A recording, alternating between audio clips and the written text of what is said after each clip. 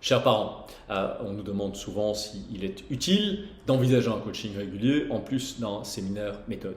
Alors, ce sont deux types d'accompagnement, je dirais, qui sont différents, qui sont complémentaires, et on peut très bien faire l'un des deux sans faire l'autre. Donc on peut faire le séminaire en méthode de travail sans nécessairement souscrire à un coaching régulier, on peut faire un coaching régulier sans souscrire au séminaire.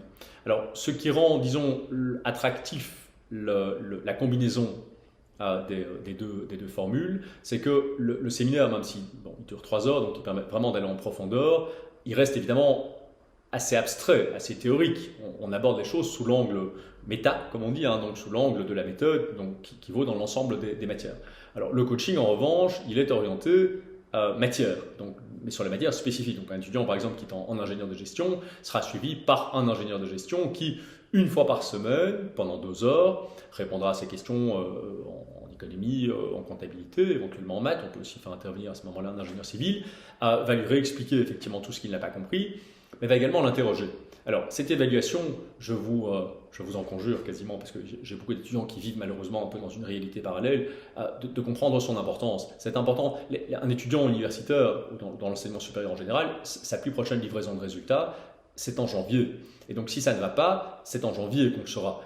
Ici, un étudiant chez nous, s'il est suivi, il saura dans une semaine si sa connaissance en maths, stats ou droit constitutionnel en est à 5 sur 20 ou à 10 sur 20. Si c'est 5 sur 20, c'est pas agréable de l'entendre, mais c'est mieux, parce que beaucoup d'étudiants s'évaluent très mal, soit en bien, soit en mal. Mais c'est mieux de savoir maintenant, en octobre, début octobre, qu'on est à 5 sur 20, plutôt que d'attendre janvier, parce que janvier, ça veut dire que ça ne veut pas nécessairement dire que l'année est ratée quand ça se passe mal, mais c'est beaucoup plus difficile de réussir l'année, surtout avec la nouvelle règle des 60 crédits, quand on a évidemment raté janvier, que quand les choses se sont bien passées, ou même simplement relativement bien passées en janvier. Donc, c'est humain de chercher le remède au problème quand il s'est révélé. Nous, ce qu'on vous suggère, c'est plutôt d'aller chercher l'information, même si elle n'affleure pas avant le mois de janvier. Essayez d'aider votre enfant à savoir où il en est. Si c'est 15 sur 20, ça lui donnera, il ou elle évidemment, un boost, comme ils disent, considérable. Mais si c'est en dessous de la moitié, nous pensons réellement qu'il est objectivement important qu'il ou elle le sache. Voilà, donc ça c'est la philosophie du coaching.